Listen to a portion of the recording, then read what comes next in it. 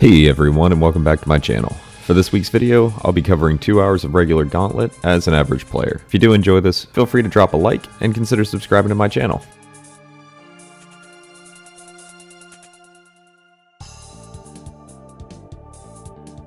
I wanted to cover this as there isn't too much out there on the standard version, and most of the Gauntlet content focuses on the corrupt version. While this one is marked as an average player, I do want to say before anybody gets angry, because my combat stats are fairly high, that I'm referring to my own skill, not my stats. I tend to view myself as a high level noob, so if you have lower stats, don't be afraid to get into the Gauntlet because you might do just as good. I'll probably put out some simple leveling guides here soon focused on combat, with varying methods and my opinions on the benefits of each, and the downsides of each, so that you can also join me in being a high level noob.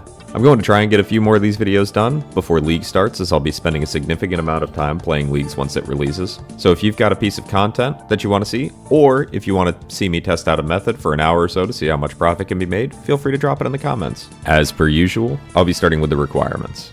Firstly, the only quest that needs to be completed is Song of the Elves. And while this is the only quest requirement, it does come with a bunch of subquests prior to completing it, so do keep that one in mind. I also recommend completing Chambers of Zarek or purchasing the prayer scrolls for Rigor and Augury, as these make a significant difference in damage at Hunlif, although I personally did not use those prayers for this video since the scrolls can get kind of pricey and not everybody has access to them. Your stats here are extremely important, as you cannot make up for lower stats with more expensive gear here. I would recommend at least base 90s if you're just getting started, as even with these levels, it can be a bit of a tough task. At least 77 prayer if using Augury will be needed, or alternatively, you'll need at least 70 for Chivalry if you plan to use melee, which I would recommend having anyways, since during the first portion, you're going to be using melee. Higher agility is also huge here, since you do a lot of running around, and it can save you time from wasting the potions. For me personally, I go for getting tier 2 armor, and both my weapons perfected prior to going into the fight. You want at least tier 1 armor, as this reduces Hunlif's max hit by a small amount,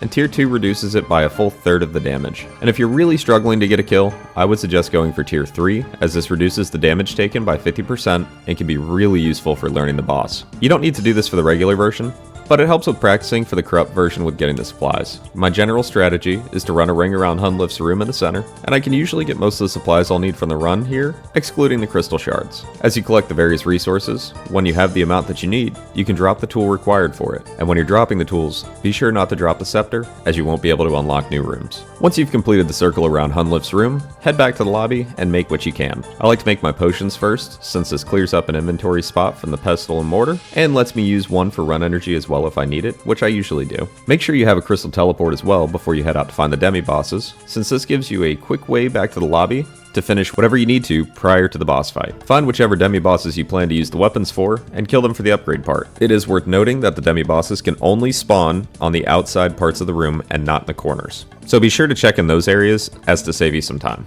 I personally kill every one of them if I can't find the two that I'm looking for the first time, as when you get a duplicate, they drop the remaining piece. For example, if you find a bear first, then a dragon next, then another bear, the first bear would drop the spike, the dragon drops the orb, and the second bear would drop the bowstring. I prefer to use the staff and the bow, and these are usually much easier to learn with than the halberd, at least in my opinion, when you're starting out. Be sure when you're hunting the demi-bosses to fish up any paddlefish that you might find, as you can expect to use between 5 to 15 pieces of food during the fight with Hunlif, depending on stats and personal skill level. Once you've gathered everything, it's time to put on your big elf pants and get into the boss room. I strongly recommend using the Hunlif helper plugin during the fight, as this helps you keep track of what prayer you should be using and when to switch. This is really useful during the end of fight where things get a bit chaotic, and it becomes really easy to forget to switch prayers. Upon entering, protect from ranged, and once you take a hit, start the Hunlif helper. You'll be switching prayers and weapons periodically between mage and range, and unfortunately these are not synced up with each other. Speaking of the prayer switches on your end will happen every 4 attacks, so if you aren't using Runelight or the plugin, just try to keep track of when they switch. Hunlif also does a quick stomping animation when switching,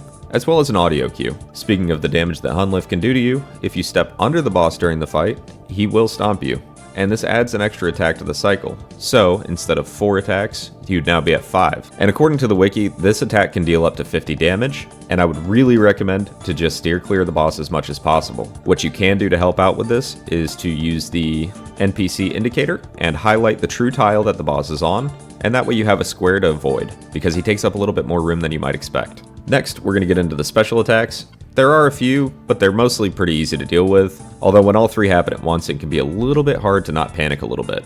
The first of these is the tornadoes, and these spawn randomly, with increasing numbers as the fight continues. In standard Gauntlet, you'll start with 1 tornado, go up to 2, and then up to 3 in the last third of Hunlif's health. If you stand in one spot, these will take you out mind-blowingly fast as they attack every tick, and each one will attack you. They're pretty easy to avoid by running, and you can usually run to one side, get an attack in, move one tile below or above the path that they're on, run to the other side, and repeat as needed.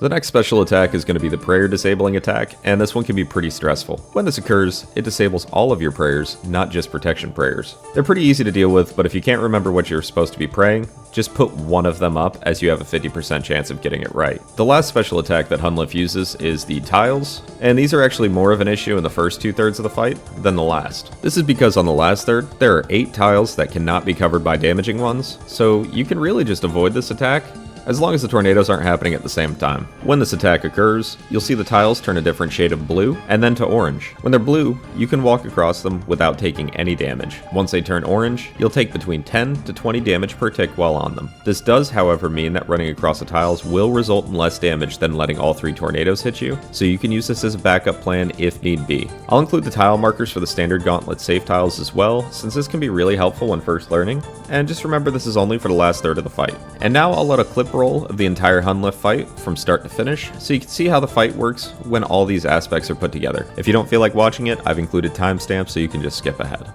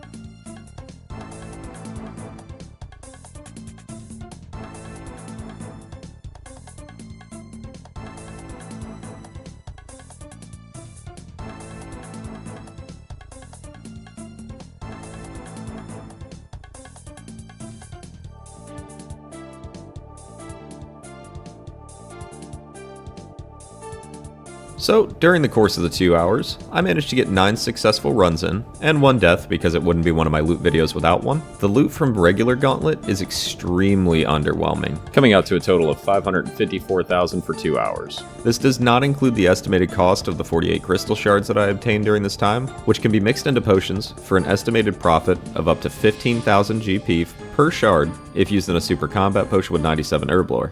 If I did have that high of an herblore level, that would bring the total profit up to just over 1.2 mil in the 2 hours, which is pretty terrible considering the work it takes to do regular Gauntlet. That's going to be it for this week's video though, and like I said at the start, I'll be doing the corrupt version next, and we can take a look from there and compare. I'm currently running a poll on my Facebook page as well, as far as upcoming content, but I'll happily take votes here in the comments as well. This question that I'm wondering is, with leagues just around the corner, do you want to see weekly leagues progress? Do you want me to stick with the normal every 2-week upload? Or do you want me to just continue with the normal schedule and do one big league's progress at the end? I'll be keeping track of both the Facebook poll and the comments until the league releases and go from there. And once again, if you did enjoy this, or you can think of other ways that I can improve, feel free to let me know in the comments below and hit that subscribe button on the way down. And as always, take care and thank you for watching.